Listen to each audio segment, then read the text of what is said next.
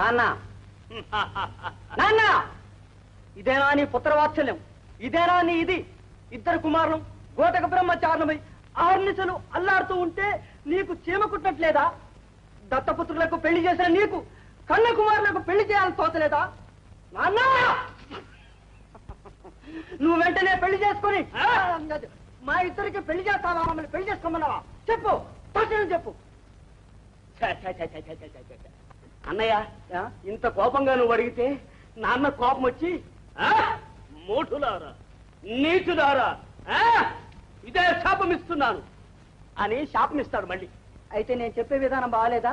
ఏమీ బాగాలేదు. అయితే నువ్వు చెప్పు. చూడు, సౌమ్యంగా, చల్లగా, శాంతంగా నవ్వుతూ మాట్లాడాలి.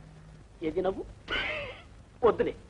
చూడు, ఏడుస్తూ, కన్నీరు కారుస్తూ, ప్రాధేయపడుతూ అడగాలి. లేరా లేరా, నువ్వు కాసేపు ఏడు, నేను నాన్నలా ఉంటాను. నువ్వా? నువ్వు కుమారా. నాన్నగారు, ఏమి కుమారా? ఈ చతుర్దశ భువనాల్లో మీ మాట చెల్లి తీరవలేను కదా. చెల్లకపోతే దేవబెట్టి కాళ్ళు రాస్తా, నరికేస్తా, చంపేస్తా, పుడి చేస్తా. శాంతం భోషాడు. నాన్నగారు, సావధానంగా వినండి. ఆనాడు సన్యాసులు అవుతామంటే సంసారాలు కమ్మలది మీరే కదా. అవును అన్నాను. అంటే మా అంతటా మేము సంసారం కాలేకపోతున్నాం. మీరైనా మా పెళ్లి చేసి మీ మాట దక్కించుకోండి, లేదా అవమానం. అవమానం ఎవరికి? మీకు, నాకు. ఓరి పుత్రగానమా, నేను ఏనాడో ఇచ్చిన ఆజ్ఞ నేటి వరకు పాటించలేదా? లేదు. నీ ముఖం నాకు చూపించద్దు. అన్నయ్య, ఇంత కోపమా అన్నయ్య? తమ్ముడు, ఇది కోపం కాదు, నాన్నగారు ప్రతాపం. అదే తమ్ముడు, నాన్నని ఎలా అడిగినా కోపడతాడరా. మరి మానేయడమే. మరి మన పెళ్లి మనమే చేసుకుందాం. స్వయం రాజా, స్వయం మంత్రి. బడాబడి. మరి కన్నులు దొరకద్దు, ప్రపంచం అంతా గాలిద్దాం. మన పిల్లల్ని మనమే వెతుక్కుందాం. బడాబడి, పెళ్లి పెళ్లి, బడాబడి, పెళ్లి పెళ్లి, బడాబడి, పెళ్లి పెళ్లి, బడాబడి, బడాబడి, బడాబడి, బడాబడి.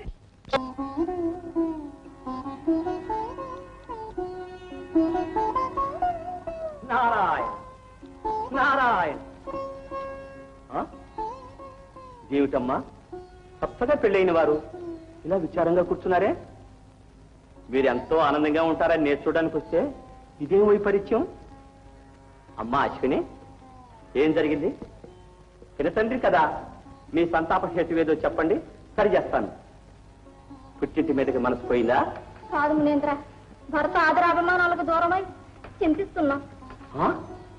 పెళ్లి పారా అని ఆరకముందే ప్రాణవల్లకుని ఆదరాభిమానాలకు దూరం అయ్యారా? అవును, వారెప్పుడు రోహిణితోనే ఉంటున్నారు. మమ్మల్ని కన్నెత్తేనే చూడలేదు మునేంద్ర. మీకేం తక్కువని చిన్న చూపు చూస్తున్నాడు? రోహిణి అందగత్తే కావచ్చు, అంత మాత్రం చేత ఆమెనే ప్రేమిస్తూ మిమ్ములను నిరాదరించటం మన్నించరాని మహాపరాధం. చంద్రునకు వెంటనే బుద్ధి చెప్పవలసిందే. మునేంద్ర, వారికి హితోపదేశం చేసి మా కాపురాలు నిలబెట్టండి, మీకు పుణ్యం ఉంటుంది. బుద్ధి చెప్పవలసింది నేను కాదమ్మా, పిల్లల్నిచ్చిన మామగారే అల్లుండి అదుపులో పెట్టాలి. మా తండ్రి గారు అసలే కోపదారులు. ఈ కల్లోలాలు వారికి తెలిస్తే ప్రమాదం కదా మునీంద్ర. అది కాదమ్మా, మొక్కగా ఉన్నప్పుడే వంచకపోతే మానుగా మారిన తర్వాత సరిదిద్దటం సాధ్యం కాదు. ఇప్పుడే పుట్టింటికి వెళ్ళి మీ తండ్రి గారితో చెప్పుకోండి. వెళ్ళండి. నువ్వు వెళదామండి.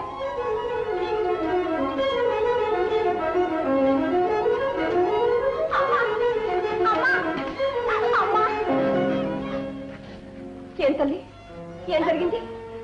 కలకల్లాడుతూ ఉండవలసిన మీరు ఇలా కన్నీరు కార్చడానికి కారణం? రోహిణి మా గొంతు కోసింది, తన అందచందాలతో వారు వసపరుచుకుంది. మేము కూడా భార్యలమేనన్న సంగతి వారికి ఇప్పుడు జ్ఞాపకం లేదు. మమ్మల్ని పూర్తిగా విస్మరించారు. వారి నిరాదరణ భరించలేక వచ్చేసాం. ఎంత పని చేశారు? ఎన్ని కష్టాలు వచ్చినా భర్త అనుమతి లేనిదైనా రావడం తప్పు కాదా? సత్య, చెప్పుకునేందుకు వారు మాకు అవకాశం ఇస్తే కదా. అంతా విన్నానమ్మా, విచారించకండి. అగ్ని సాక్షిగా మిమ్మల్ని అందరినీ వివాహం ఆడిన చంద్రునకు ఏ ఒక్కరి ఎందో పక్షపాతం తగదు. తాను రోహిణి ఎందు బద్ధానురాగుడే కావచ్చు, అంత మాత్రం చేత మిమ్మల్ని అందరినీ నిరాదరించడం సహించరాని విషయం. దేవి, ఇప్పుడే చంద్రుని పిలిపించి హెచ్చరిస్తాను. తొందరపడకండి స్వామి, మనం ఆడబిడ్డల్ని కన్న తల్లిదండ్రులు. అవును, కానీ భర్త చేత అనాదరింపబడ్డ పుత్రికల కన్నీరు గాంచి ఏ తండ్రి శాంతచిత్తుడై ఉండగలరు? నిజమే, కానీ ఆడదాని జీవితం కత్తి మీద సాము వంటిది. సంసారంలో ఎట్టి అపరాధం జరిగినా దాని ఫలితం అనుభవించవలసింది ఆడది. కాబట్టి శాంత చిత్తంతో బాగా ఆలోచించి అల్లుని సరిదిద్దడం సమంజసం. అవును నాన్నగారు, మీరే స్వయంగా చంద్రలోకానికి వెళ్ళి ఈ విషయం సౌమ్యంగా సాధించడమే మంచిది. అలాగేనమ్మా.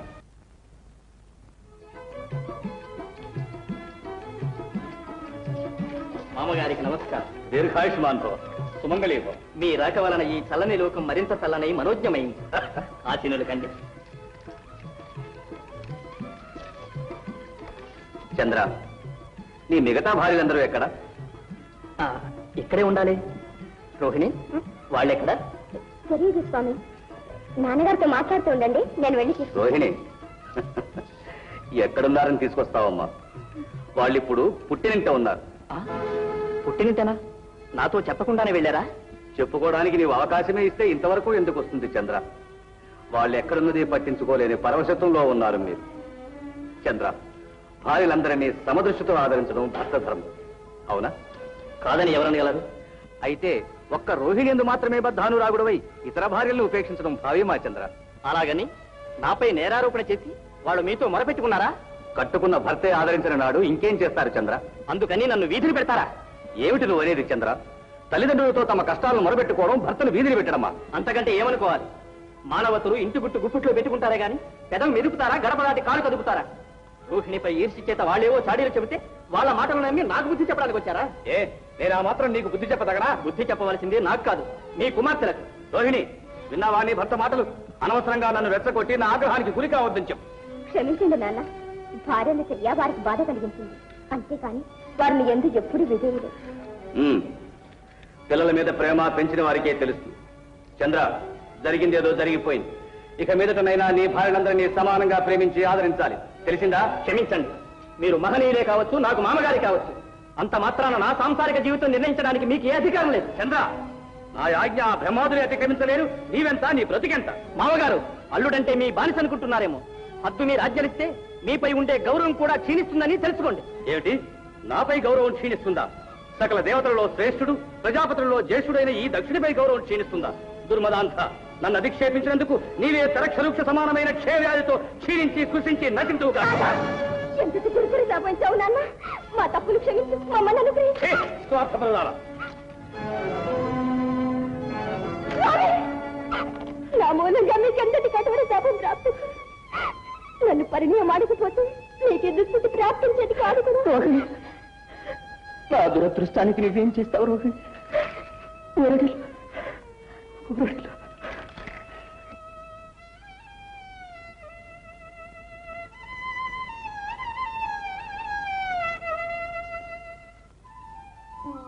ఇదేం ఘోరం స్వామి.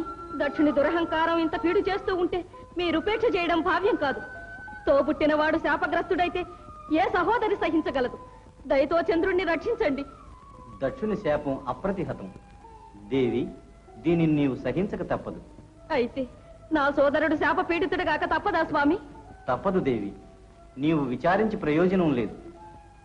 జగన్నాటకంలో ఈ శాపానికి ప్రాముఖ్యత ఉంది. చంద్రుడు అనుభవించక తప్పదు.